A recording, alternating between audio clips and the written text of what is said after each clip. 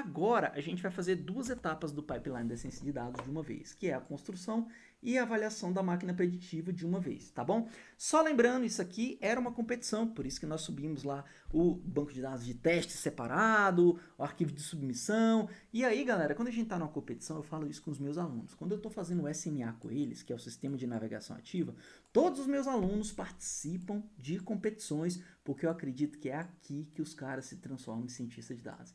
É aqui que eles resolvem problemas da vida real. É aqui que eles mostram o seu valor, beleza? E eu falo para eles entrarem lá num site do exterior, fazer a sua competição, participar, tentar ficar entre os 100 primeiros, e aí a gente bate um papo depois, a gente vê exatamente como é que foi o seu desempenho, e só depois ele recebe o título de mestre Yoda. Olha que interessante, né? Cientista de dados na prática é exatamente assim. Só que para isso, a gente olha direitinho todo o processo. Ele vai lá, constrói a máquina preditiva, faz tudo direitinho, depois a gente vai lá e avalia. Como é que a gente avalia? De acordo com a métrica da competição. Então, nessa competição aqui, ó, a avaliação era utilizando a métrica log loss, tá bom? Então, como é que ele sabe disso? Aqui, ó, essa competição vai falar para ele, ó, eu vou olhar aqui e vou fazer a métrica por meio da log loss. Tranquilo? Então, ele já parte sabendo como que ele vai ser avaliado. E isso é muito importante, beleza? Então, já que ele vai ser avaliado com a métrica log loss, a gente tem que trazer ela aqui para dentro. Faz sentido ou não faz? Vou trazer ela aqui ó, por meio do sklearning, né? O metrics, pacote metrics, vou trazer a log loss e já vou importar aqui a nossa máquina preditiva com o LightGBM. Esse é o algoritmo que a gente escolheu para fazer o nosso trabalho. Poderia utilizar vários algoritmos, bater o baseline e tudo mais. Só que imagina aqui que o cara já fez vários testes, o LightGBM é aquele que já está trazendo melhor resultado, ele só quer mexer nos parâmetros do LightGBM, porque ele já viu que o LGBM vai ser o melhor algoritmo para ele. Tranquilo? Então, é só isso que ele está fazendo. Estou importando a log loss e estou importando o LightGBM, porque ele já escolheu esse algoritmo para construir a sua própria máquina preditiva. Então, vamos lá. Primeira coisa, ao se utilizar o LightGBM, ele tem que separar os dados que vão entrar na máquina preditiva bem bonitinho, tá bom? Então ele vai lá, ó, o LightGBM tem uma função, um método onde a gente vai lá e fala, olha só o LightGBM, os meus dados de treino são esses aqui, ó, o X de treino e a minha label tá aqui, ó, o Y de treino. Tranquilo? Você salva isso no train data. Todos os dados que seguirem essa função são os meus dados que passou pela máquina preditiva, pelos dados de treino. Agora, o meu test data, eu vou colocar aqui, ó, que é exatamente o XCV, né, que eu separei para testar, e a minha label é o YCV. Separei o que é dado de teste, separei o que é dado de treino. Beleza, outra parada avançada que eu vou fazer agora.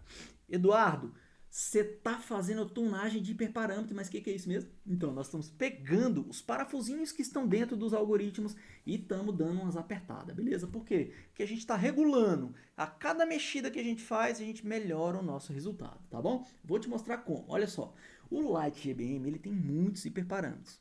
A gente, cientista de dados na prática, estuda vários hiperparâmetros. Por quê? Porque são formas da gente melhorar o nosso resultado. Como que melhora o resultado mesmo, Eduardo? Atingindo a melhor métrica, não é isso? Então, se eu tenho lá uma métrica, eu quero atingir a melhor métrica. E é para isso que a gente usa os hiperparâmetros, para mexer no parafuso, para melhorar a minha saída, o meu resultado. Então, olha só, aqui nessa primeira interação, a gente vai mexer aqui exatamente em 1, 2, 3, 4, 5 hiperparâmetros, beleza? No final, a gente vai ter mexido em muito mais, mas agora eu quero te mostrar esses 5 só para você ir tendo o gosto do que é mexer com hiperparâmetros de algoritmos, tá bom? Então, olha só, eu estou criando um objeto chamado parâmetro. Então, imagina que eu estou criando uma macro. E nessa macro eu vou ter várias variáveis e para cada variável eu vou dar um valor, fechou? Só que eu estou escolhendo só 5 de início, eu vou mexer só em 5. Quais? Vou mexer em algumas que para mim são importantes inicialmente. Número de interações, a quantidade de vezes ali que a gente vai passar os dados para a máquina preditiva treinar. Depois, a métrica, log loss. Então, eu estou passando a métrica que eu quero que o LightGBM avalie, é o log loss, a gente acabou de ver. Objetivo, multiclass, porque a gente viu que o downloads tem várias categorias. A gente fez lá, tem mais de 10 milhões de downloads, mais de 1.000 milhões de downloads, mais de 1 download, mais de 10 downloads. A gente fez todo esse trabalho, beleza?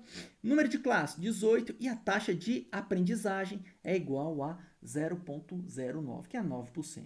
São hiperparâmetros que você, para conhecer como que ele se desenvolve, qual é o objetivo de cada um, você precisa entrar na documentação do algoritmo e você vai fazer isso lá, porque você está curioso para saber o porquê que eu estou usando cada uma dessas aqui. Alguns eu falo, olha só, o número de interações, a quantidade de vezes que eu vou passar os dados, a métrica que eu estou avaliando, eu já posso até dizer aqui, ó, o LightRBM já reconhece a métrica que a gente está utilizando aqui como uma métrica, ele já deixa a gente colocar no hiperparâmetro, né? Eu não preciso depois fazer o predict, depois jogar a função de novo para ele trazer ali qual é a métrica, né? Qual o valor da avaliação. Você já joga dentro do hiperparâmetro do algoritmo e ele já mostra para você qual é a métrica. E a taxa de aprendizagem, né? É a velocidade com qual o algoritmo vai treinar ali e aprender com os dados, tá bom?